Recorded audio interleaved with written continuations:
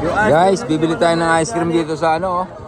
Napakamahal po kasi ng napakamahal ng gasolina. Kaya dito tayo bibili. Dahil yung naglalako ng ice cream sa kalsada, wala ho eh.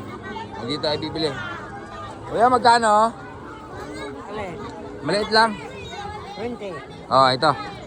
20 daw, 20. Ito, bibili tayo 20. Ayan. Nasa dagat ay sa ilog tayo ngayon. Nakabangka oh. Yung ice cream oh. Ayan oh. Pinakamasarap na ice cream sa buong Bulacan. Ice cream, 20 pesos lang yan. Mga ka-amigo oh. Dito tayo oh. Bumili na nga ng ice cream dito. Ayan oh. Nabili tayo sa ilog.